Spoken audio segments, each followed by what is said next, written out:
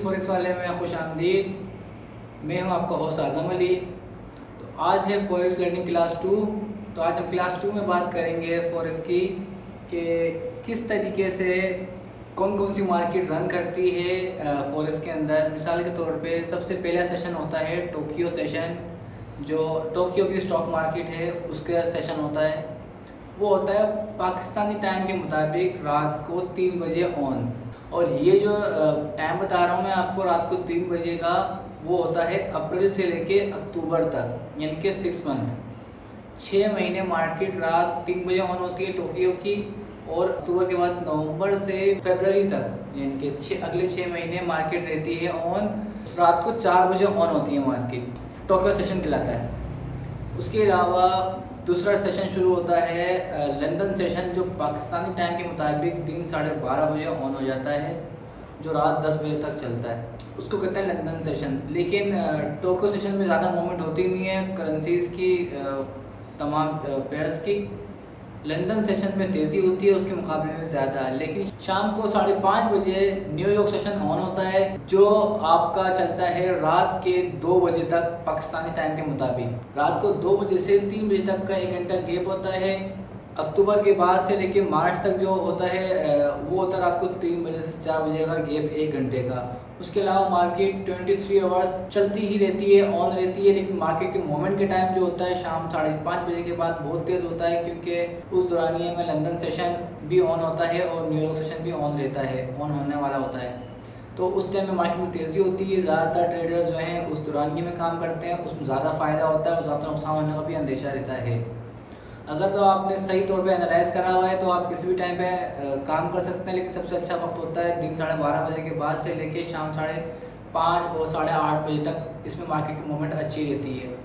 अगर किसी दिन न्यूज़ आने का चांस होते हैं, जो न्यूज़ की टाइमिंग होती है, न्यूज़ के तरीक़ाकार ये होते हैं कि दिन भर की न्यूज़ होती है। जो एक वेब ब्राउज़र है फॉरेक्स फैक्ट्री के नाम से, उसके अलावा बहुत सारे हैं, फॉरेक्स लाइव है, माई एफएक्स बुक की ऐप आती है, आप डाउनलोड कर सकते हैं प्ले स्टोर से। उस पर इस तरीके से होता है कि जो न्यूज़ आने वाली होती है उसका पहले से डेटा जो आया हुआ होता है और जो आने वाला होता है एक्सपेक्टेड डेटा, और जो डेटा आता है वो सब शो होता है। उसमें 3 किस्म के बने होते हैं, कलर्स में डिवाइड किया हुआ होता है, रेड, येलो और ग्रीन। उसके मानी ये होते हैं कि जो रेड निशान आ रहा है जिसके न्यूज़ के आगे, इसका मतलब ये होता है कि वो न्यूज़ ज़्यादा इफेक्टिव हो सकती है, ज़्यादा इफेक्टिव हो सकती है, मार्केट में ज़्यादा मूवमेंट आ सकती है। इसी तरीके से अगर जो एक्सपेक्टेड डेटा है वो नहीं आता है, उससे ज़्यादा नेगेटिव डेटा आ जाता है, तो वो उस करेंसी के अपोजिट कहलाएगी।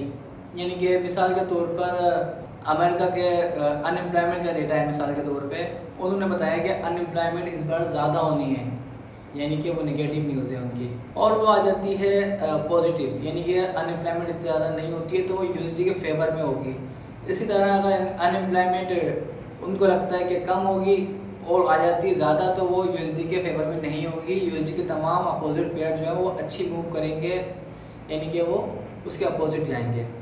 तो इन सब चीज़ों को देखना होता है। उसके अलावा मैंने जिस तरह आपको बताया कि 3 सेशन होते हैं, टोक्यो सेशन, लंदन सेशन और न्यूयॉर्क सेशन। इन 3 सेशंस के अंदर ही ट्रेडिंग की जाती है, इसमें ही काम किया जाता है। अच्छा, एक और सवाल होता है कि ओवरलैपिंग किसको कहते हैं। ओवरलैपिंग का मीन्स सिंपल सा ये होता है, मिसाल के तौर पर सुबह जो आपका टोक्यो सेशन ऑन हुआ उसका एंड होने का टाइम और लंदन सेशन के ऑन होने का टाइम, यानी कि एक ऑफ होने वाला है, एक ऑन होने वाला है। तो उस दौरानिए में मिसाल के तौर पे अगर 12:30 बजे लंदन सेशन ऑन हो जाता है तो 12:30 बजे से लेके, और अगर आपका 1:30 बजे दोपहर के टोक्यो सेशन ऑफ होना है, यानी कि ये 1 घंटा के दौरान 2 markets at a time on रहेंगी, इसको कहते हैं ओवरलैपिंग। इसी तरीके से शाम 5:30 बजे से लेके शाम 7:30-8 बजे तक जो टाइम रहता है लंदन सेशन का, उसको भी 2-2.5 घंटे का जो टाइम होता है उसको कहते हैं ओवरलैपिंग।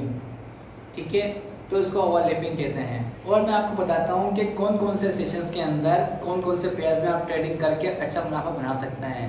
मिसाल के तौर पर टोक्यो सेशन जाहिर सी बात है, और जापान का शहर टोक्यो है। जापान दुनिया की तीसरी बड़ी मईशत है और जापान का तकरीबन जो फॉरेक्स में हिस्सा है वो तकरीबन 16.5% है येन का, यानी कि जापानी येन का।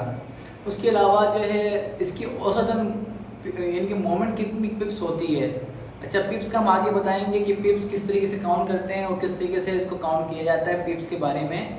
तो यूरो यूएसडी तकरीबन 50 से 55 पिप्स मूव करता है टोक्यो सेशन में। आप इसके अंदर यूरो यूएसडी, अच्छा जी, उसके अलावा जीबीपी यूएसडी, यूएसडी जेपीवाई और जेपीवाई, एयूडी जेपीवाई यानी कि एयूडी यूएसडी, एनजेडी यूएसडी और यूएसडी कैट, इन तमाम पेयर्स के अंदर आप ट्रेड कर सकते हैं। तो मैं भी पॉसिबल आपको अच्छा प्रॉफिट बन जाए, क्योंकि उस दौरान उन पेयर्स की मूवमेंट अच्छी होती है टोक्यो सेशन के अंदर। टोक्यो सेशन में आप इन पेयर्स में ट्रेड करके अच्छा प्रॉफिट गेन कर सकते हैं। लंदन सेशन के अंदर भी उससे ज़्यादा मूवमेंट होती है इन तमाम पेयर्स की, लेकिन सबसे ज़्यादा अच्छे जो पेयर्स हैं आपके लिए अंदर उसमें जीबीपी यूएसडी आ जाता है आपका। बाकी पेयर जो मैंने आपको मेंशन किए थे वो सारे पेयर्स आते हैं। उसके अलावा एयूडी जेपीवाई होता है, यूरो जीबीपी होता है, ठीक है। उसके अलावा आप यूएसडी सीएचएफ, यूरो जेपीवाई, इन तमाम पेयर्स में ट्रेड कर सकते हैं। लंदन सेशन में इनमें ज़्यादा मूवमेंट होती है, ज़्यादा प्रॉफिट गेन कर सकते हैं आप।